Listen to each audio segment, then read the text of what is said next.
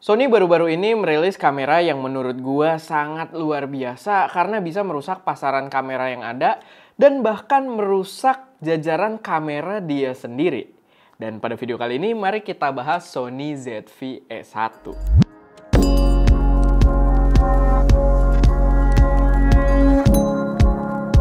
Halo semuanya, selamat datang di channel SMED dengan gue Erwin. Dan pada video kali ini gue pengen bahas tentang kamera mirrorless terbaru Sony yang baru aja diluncurkan kemarin, yaitu adalah Sony ZV-E1.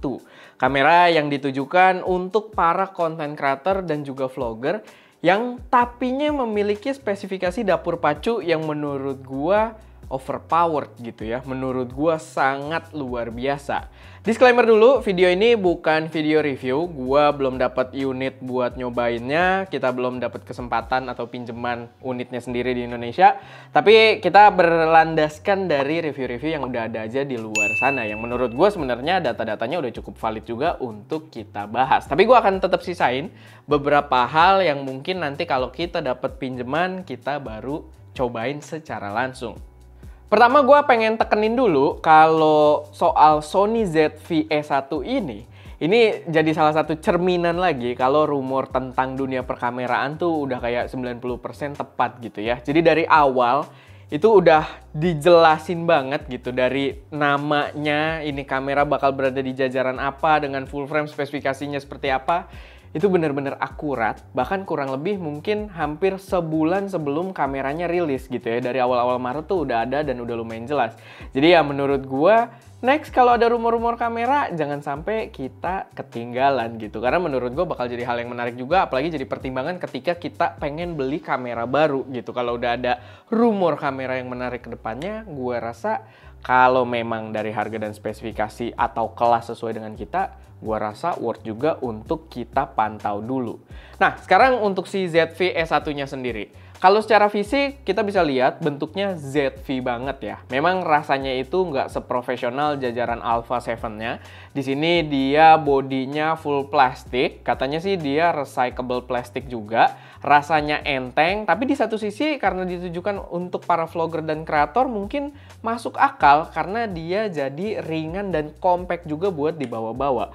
Bahkan katanya kamera ini disebut-sebut sebagai kamera mirrorless full frame paling compact yang bisa kalian beli saat ini.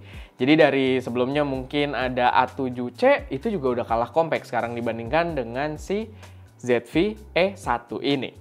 Nggak lupa juga dia karena ditujukan untuk para content creator, jadi pilihan warnanya juga ala-ala ya. Sebenarnya nambah satu pilihan doang sih, ada warna hitam dan warna putih yang memang biasa hadir untuk kamera-kamera yang mindsetnya atau target pasarnya adalah vlogger dan content creator. Di sini juga yang membuat kameranya cukup ringkas itu dia tidak membawa EVF, karena balik lagi sesuai dengan targetnya dia mengurangi fitur-fitur yang memang ditujukan biasanya lebih ke fotografer. Di sini kan buat vlogger dan content creator, jadi EVF mungkin tidak diperlukan, walaupun ya kalaupun ada akan lebih oke sih menurut gua.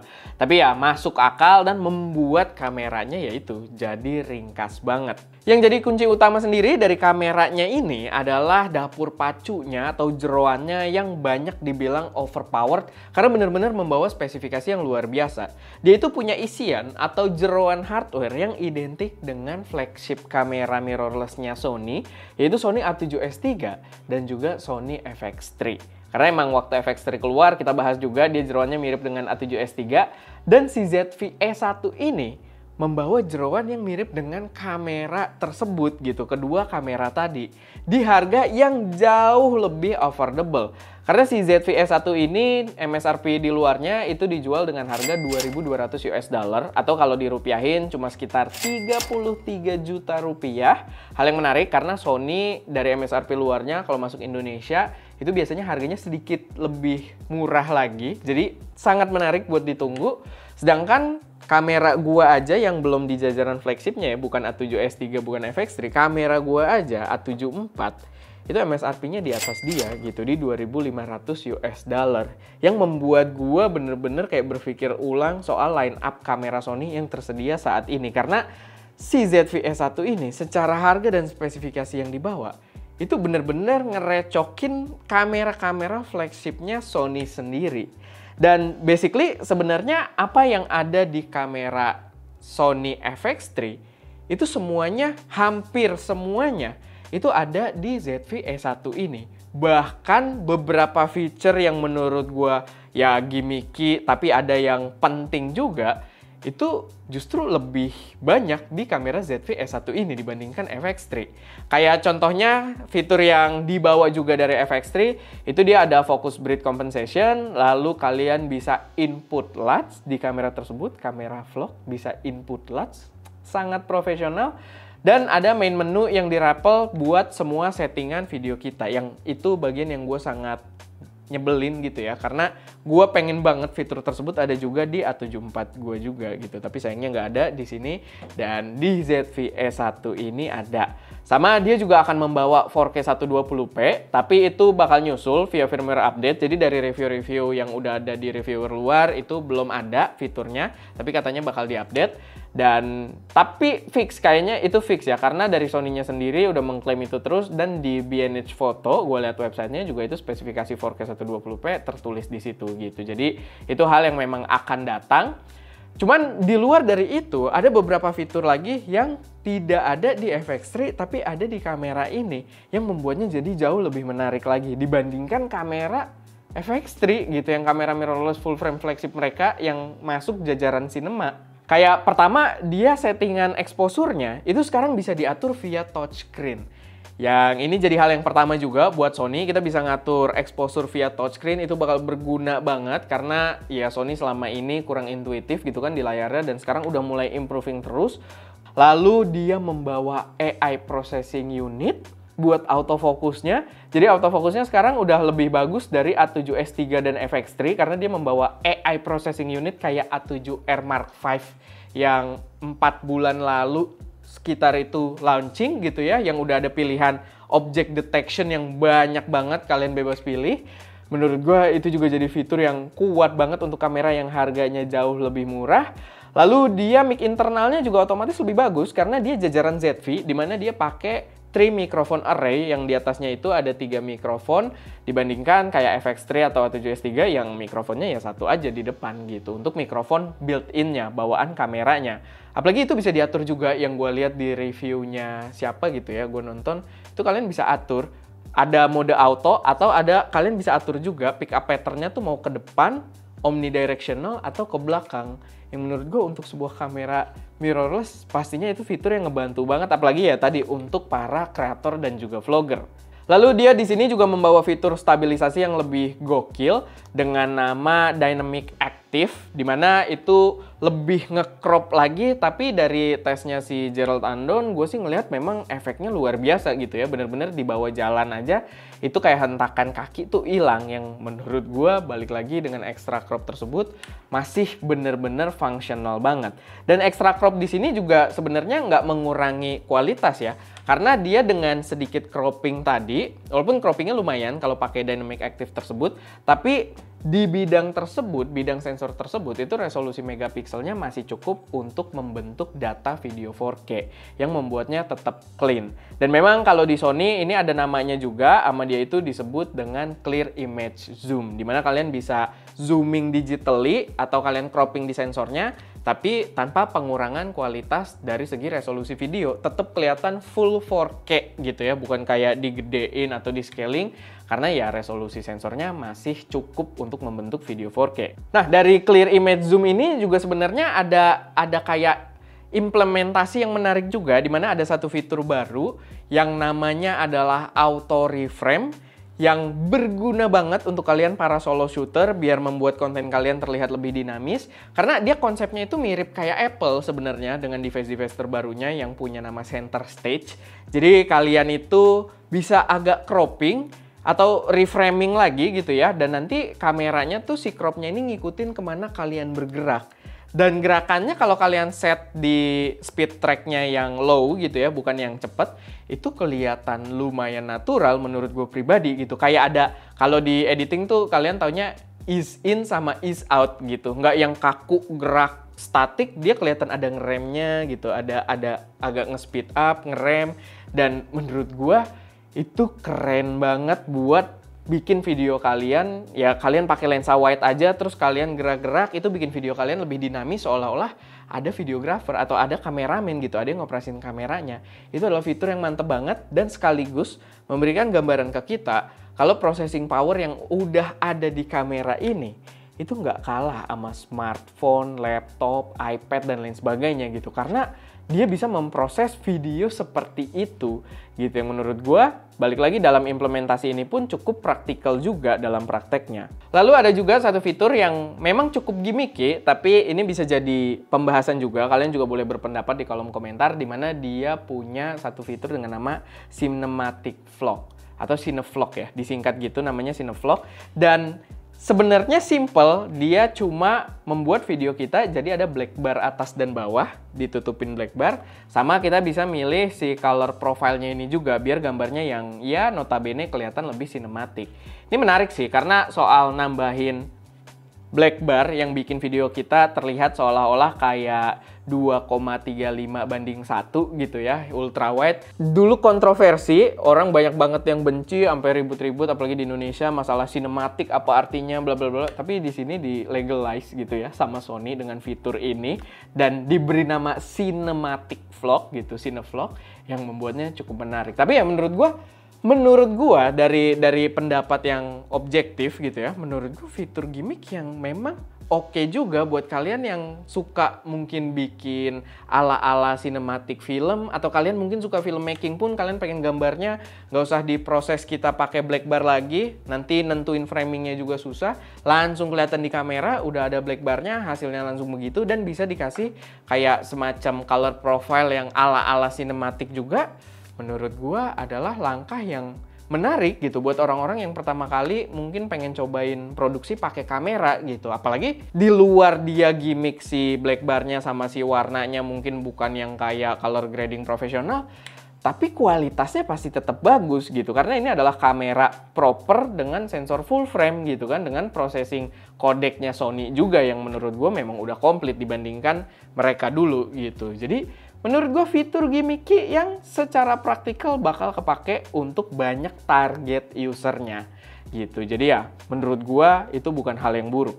Lalu kalau kita ngomong kurangnya sih ya paling dari fisiknya aja yang rasanya ZV banget. Tapi ya balik lagi itu juga subjektif ya, kalian bisa nilai sendiri. Cuman buat gua memang ZV rasanya nggak seprofesional jajaran Alpha gitu ya. Kayak ZV S10 aja kan dulu dibanding A6400 aja kalah gitu rasa profesionalnya karena bodinya plastik banget. Dan pastinya dibawa juga di ZV S1 ini bodinya tidak terasa profesional. Dan karena ukurannya yang compact banget, itu otomatis dia tidak bisa menghandle soal overheat sebagus jajaran profesionalnya kayak jajaran Alpha 7S tadi, FX3 gitu kan, sama A74 ini. Harusnya dia overheatnya ya lebih buruk lah. Tapi paling nggak yang gue lihat di konten-konten luar yang udah nyobain, kayak si Gerald Andon kan dia ada bikin chart juga, ngetes buat si overheat isunya ini. Menurut gue bukan isu yang berat juga untuk target usernya gitu. Buat gue sih dengan angka tersebut tetap bisa ngerekam 4K 60p tuh tembus sejam kalau nggak salah di suhu-suhu normal. Itu fine banget gitu, nggak ada masalah. Jadi menurut gue bukan satu isu juga yang jadi deal breaker di sini. Overall dari impresi yang gue lihat di reviewer-reviewer luar, kamera ini menawarkan spesifikasi yang menurut gue too good to be true. Kalau kita ngelihat value-nya dari harga dengan apa yang dia tawarkan, itu benar-benar gokil banget. Tapi di sini sebenarnya ada satu pembahasan juga yang menarik yang gue pengen address juga, mirip sama si Gerald Andon, dimana dia bahas kalau ini menggambarkan soal firmware supportnya Sony yang kurang bagus gitu untuk para user-user loyalnya. Dalam artian begini, kamera ini membawa banyak fitur-fitur baru yang tidak hadir di beberapa kamera-kamera lamanya. Dan di akhir-akhir tahun ini ya, gue merasa Sony itu benar-benar kayak gitu. Benar-benar fitur baru itu dikeluarkan berdasarkan kamera terbaru juga. Kamera yang lama itu bukan nggak capable, tapi mereka memilih untuk nggak ngasih. Karena kayak sesimpel ini, ada fitur yang gue tuh tungguin banget sebenarnya di A74 gue. Sampai kemarin keluar firmware yang lumayan major, kalau nggak salah firmware 2.0 atau 2.0.1 kalau nggak salah. Tapi di firmware terbaru dia yang cukup major, yang bakal support Creators App, yang aplikasi barunya Sony, itu dia tetap tidak membawa fitur yang gue tunggu-tunggu. Kayak import loot, menurut gue kan ini termasuk kamera profesional gitu ya. Import loot itu kan harusnya ke-support gitu loh. Itu fitur yang bagus, tapi nggak ada di sini. Atau minimal, gue butuh page atau halaman main menu yang merapel semua settingan-settingan video kita gitu. Yang kayak ala-ala kamera cinema mereka gitu. Dan itu tidak hadir juga di firmware terbarunya yang padahal cukup major. Dan menurut gue itu adalah langkah yang sangat tidak menyenangkan dari Sony karena hal tersebut oke lah kalau gue masih di A74, tapi banyak yang komplain itu karena mereka pakai flagshipnya kayak A7S3, kayak FX3, kayak A1 yang kamera paling mahalnya Sony itu tidak disupport dengan fitur-fitur terbaru tadi. Gitu, yang menurut gue sangat disayangkan. Gue jadi merasa lucu gitu. A74 ini kan nggak lama-lama banget ya, nggak tua-tua banget. Kenapa rasanya tuh udah jadi rasa tertinggal gitu. Bahkan si Gerald Unknown ada nge-mention satu juga, dia bahas ini lumayan panjang di videonya, di akhir-akhir videonya lumayan panjang. Dia ada bahas satu juga, ada fitur yang di ZV E1 ini hadir, itu nggak ada di Sony A7R Mark V kemarin. Padahal perbedaannya cuma 4 bulan dan kata dia, mari kita lihat apakah bakal hadir di A7R Mark V dengan firmware update. Kayak auto reframing tadi gitu kan, kayak AI processing kan padahal udah ada gitu dari zamannya A7R Mark V kemarin gitu. Dan kita lihat apakah bakal diupdate sama Sony atau enggak, atau ya dipilih untuk ditinggalkan aja.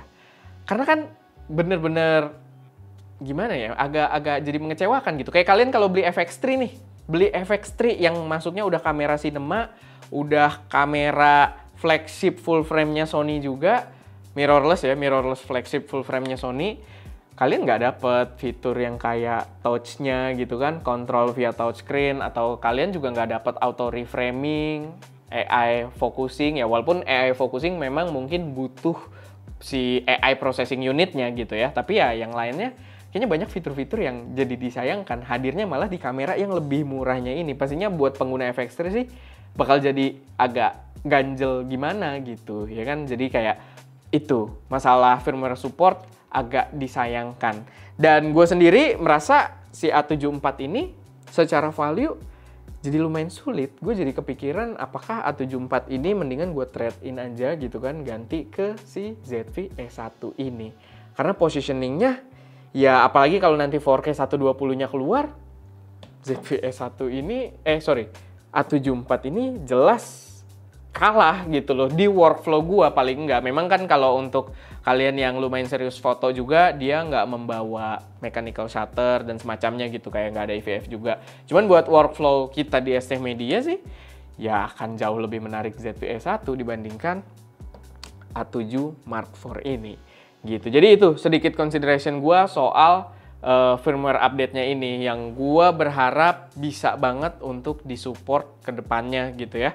Soalnya gini, kayak tadi gue juga lupa buat mention, kayak yang menu buat ngerapel itu, yang menu ala-ala sinemanya Sony, awalnya kan banyak yang bilang ke gue juga, oh itu mungkin khusus cinema, itu mungkin khusus cinema gitu. Jadi adanya di FX3 sama di FX30 kemarin. Sekarang ada di ZV-E1. Gitu, yang maksudnya notabene positioningnya dia ke vlogger gitu kan, sedangkan positioning yang ini harusnya lebih profesional gitu, dan kita nggak kebagian, yang padahal ini juga harga lebih mahal.